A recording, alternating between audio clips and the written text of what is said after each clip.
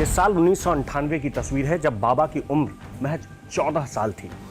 उसी तरह ये उसके ठीक अगले साल 1999, 2000, 2001, 2002, 2003 और ऐसे करते हुए आप यहाँ देखेंगे 2008, 2009, 2010 और सबसे जो आखिरी तस्वीर जो इस बोर्ड पर लगा हुआ है वो 2019 की तस्वीर है। और उसके बाद से बाबा को दुनिया ने देखा है, किसी परिचय के मोहताज नहीं है। और यहाँ जो उनके भक्त आते हैं, जो उन्हें मानते हैं, वो उन्हें सिर्फ इंसान नहीं मानते, वो ये कहते हैं कि वो भगवान का अंश है, उनके अंदर भगवान का अंश है, वो भगवान शिव के रूप हैं, वो इसीलिए इस जगह पर बैठे हुए हैं।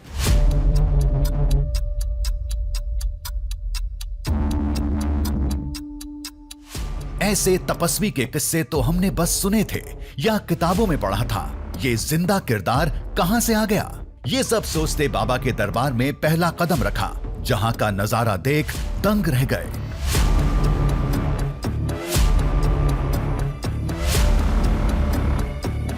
चार दीवारी के बीच आंगन जैसी जगह थी, जिसके कोने में ऊंचा सिंहासन जैसा आसन था, जिसके शीर्ष पर खुले आसमान के नीचे बाबा ध्यान लगाए बैठे थे।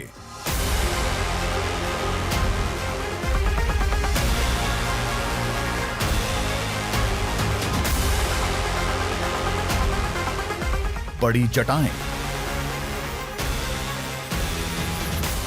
चेहरे पर तेज,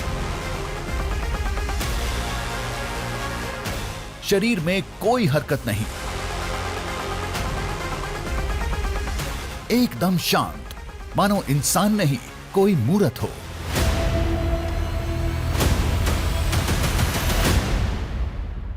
मैं जिस जगह पर खड़ा हूँ यहाँ से तकरीबन 1 मीटर दूर वो जगह है जिस जगह पर बाबा सत्यनारायण पिछले 27 साल से बैठकर तपस्या कर रहे हैं। मैं फिर से कह रहा हूँ, पिछले 27 साल से तपस्या के दौरान वो बिल्कुल एक ही मुद्रा में बैठे रहते हैं, जैसे वो अभी बैठे हुए हैं। उनके सामने भक्त आते हैं, दिन में 2 बार आरती होती है, किसी बात का कोई भी फर्क उनके ऊपर नहीं पड़ता है।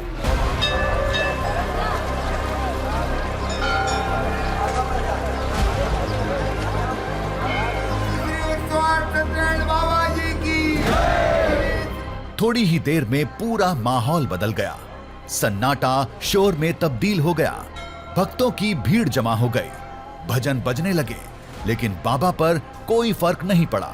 वो साधना में लीन बैठे रहे। बाबा जी की श्री बाबा जी की हर हर महादेव। उस जगह पे देख रहे हैं कई श्रद्धालु सुबेरे से लोगों का तांता लगा है, कुछ बहुत सारे हल्ला हो रहे, बहुत सारी आवाज़ें आ रही हैं, उनको कोई फर्क नहीं पड़ता।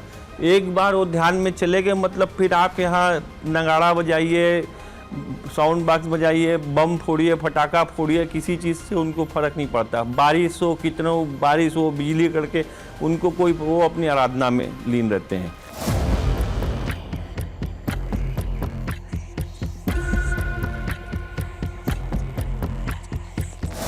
जंगल और पहाड़ों में हठ योगियों को ऐसी तपस्या करते तो हमने देखा है, लेकिन शहर की किसी आबादी के बीच पहली बार ऐसा दृश्य देखने को मिला था।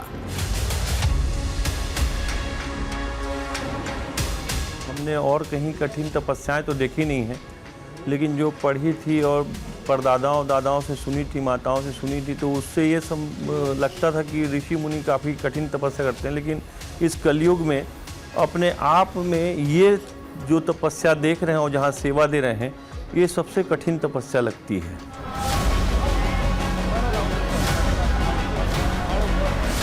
बाबा में लोगों की गहरी आस्था है, भीड़ भी काफी थी।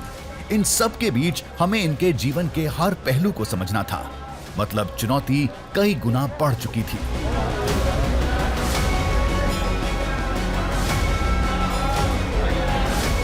बाबा को समझने के लिए इस जगह को समझना होगा। लोगों ने बताया 1998 में जब ये महज 14 साल के थे तो इसी जगह पर ध्यान लगाया था। 14 वर्ष की उम्र में वो अचानक इस जगह पे आए और पत्थर की शिवलिंग बना के वहाँ एक छोटी सी त्रिशूल गाड़ के अपनी जीभ को भोलेनाथ को चढ़ाकर यहाँ तपस्या में बैठ गए और निरंतर 28 वर्षों से 1998 16 फरवरी 1998 से यहाँ बैठे हुए हैं बाबा जी।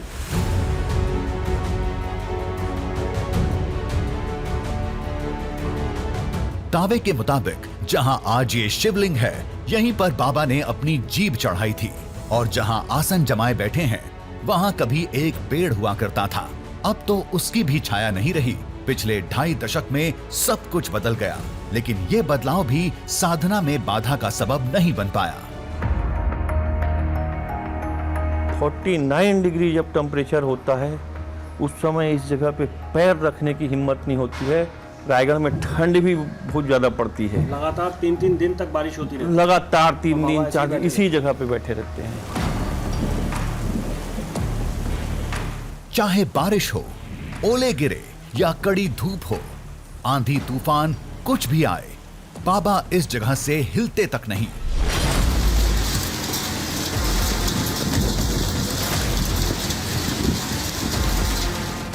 लोगों के कल्याण के लिए 24 घंटे में कुछ घंटे के लिए ध्यान से लौटते हैं, भक्तों से मिलते हैं, समस्याएं सुनते हैं और हल बताते हैं।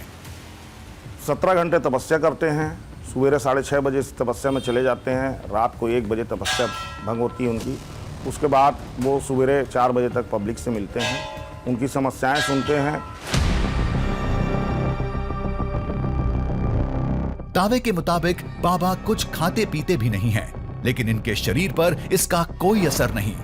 जटाएं लंबी थी, नाखून भी बढ़े हुए थे, जिसके लिए काफी मात्रा में प्रोटीन की जरूरत होती है।